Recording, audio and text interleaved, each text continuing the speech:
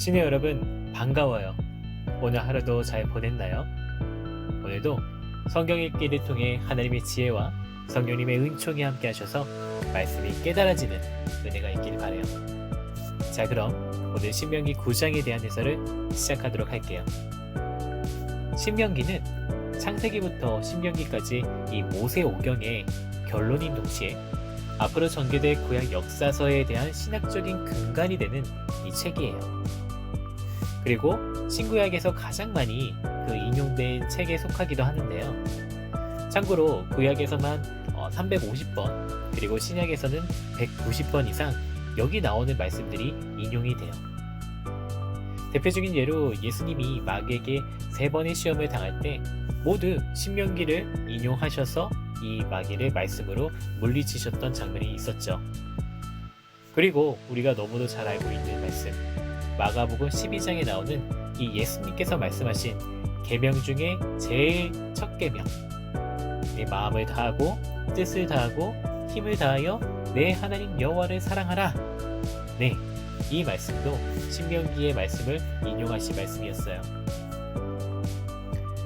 오늘 여러분이 읽어본 신명기 9장도 이런 의미에서 중요한 말씀이 나오고 있는데요. 먼저 1절에서 17절까지를 보면 하나님께서 이스라엘을 선택하시고 약속의 땅에 들어가게 하신 것은 그들이 의롭기 때문이 아니라 라는 것을 강조하시는 것을 볼 수 있어요. 그래서 말씀을 자세히 보면 이 택함 받았다고 하는 그들이 얼마나 완악한 백성이었는지를 폭로하고 계신 그런 말씀인 거죠. 그런 가운데 정말 이 민족을 포기하지 않는 한 사람이 있었는데요. 그게 바로 모세였어요. 18절에서 29절까지는 이 목이 곧은 이스라엘이 반역한 이야기 속에 모세가 그들을 위해 어떻게 중보했는지 이 모세의 기도하는 내용이 나오고 있는 거죠. 자, 그럼 좀 더 구체적으로 말씀을 같이 볼까요?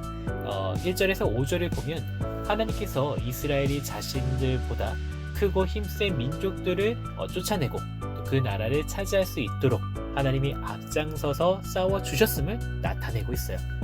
이것은 이스라엘이 의롭기 때문이 아니라 이 가나안 민족들이 악하기 때문이다 라고 말씀하셨어요. 그리고 하나님이 이스라엘의 조상들에게 주신 이 약속 때문에 하나님께서 먼저 그렇게 싸워주셨다라고 하신 것이죠. 우리가 구원을 받는 것도 우리의 의로운 행위에 있지 않아요. 오직 하나님의 사랑과 또 신실함으로 의로움이 덧입혀지게 되는 거예요. 여러분, 이것이 전적으로 앞서 행하시는 하나님의 은혜가 아닐까요? 그런데 문제는 이스라엘 백성들은 그렇게 생각하지 않았다라는 거예요. 4절의 말씀처럼 우리도 우리가 잘 될 때 마음속으로나마 내가 잘났고 의롭기 때문에라고 생각하면 안 되는 거예요.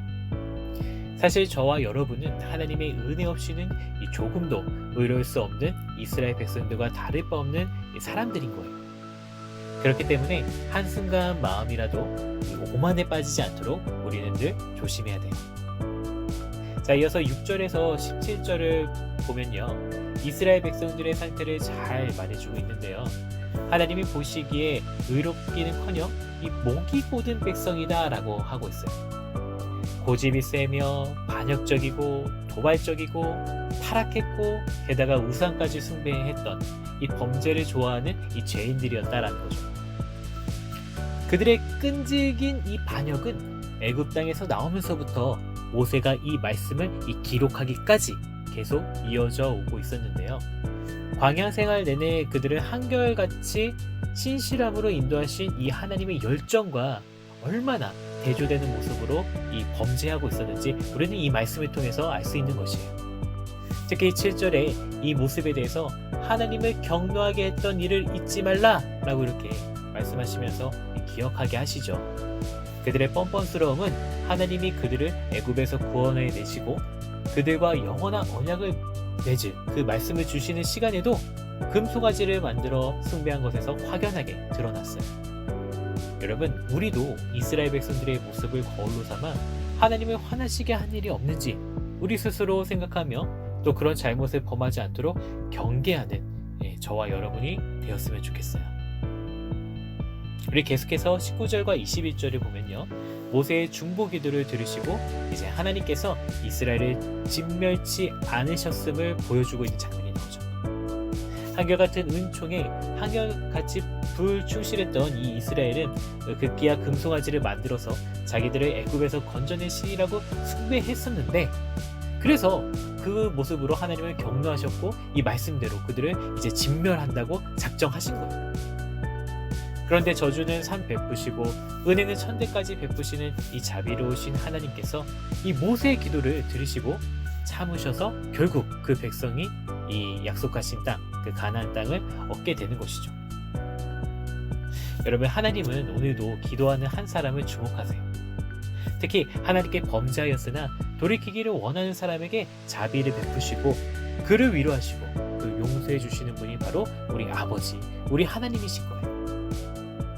18절과 20절을 보면요, 이스라엘의 중보자 모세가 이 목이 곧은 이스라엘 백성이 하나님께 그 받을 형벌에, 자 25절에서 29절, 그쵸? 이 기도, 정말 말씀에 몸서리치며 이 눈물로 탄환하는 장면이 나와요. 목이 곧은 이 백성과 달리 하나님 앞에 낮고 낮은 모습으로 엎드려서 40일을 밤낮으로 아무것도 먹지 않고 간구했어요. 말이 40일이지 정말 이 처절한 이 겸손과 전적인 희생과 또 끈기로 이 참회의 기도를 올려드렸던 것이죠. 뿐만 아니라 모세는 하나님의 약속과 권능과 구속의 은혜를 의지하면서 기도했어요. 오직 하나님만 의지하며 그 은혜 보좌 앞에 나아갔던 것이죠. 여러분, 이게 바로 정말 우리가 배워야 할 기도예요. 오늘 우리가 이 모세의 기도에서 배울 수 있는 것이 무엇이 있을까요? 간절한 기도를 외면하지 않으시는 하나님이심을 이미 우리는 이 말씀 속에서 알 수 있는 것이에요. 간절함이 우리의 기도가 되어야 됩니다. 우리도 하나님을 찾고 구하면서 나뿐만이 아니라 우리 부대와 부서 사람들, 더 나아가 우리 나라를 위해서 기도하는 저와 여러분이 되었으면 좋겠어요. 자, 오늘 이렇게 신명기 9장을 읽어보았어요. 신호 여러분 수고했고요. 오늘 하루도 잘 마무리하고 내일도 힘차게 기분 좋은 하루가 되길 바라요. 네, 샬롬. 내일 봐요.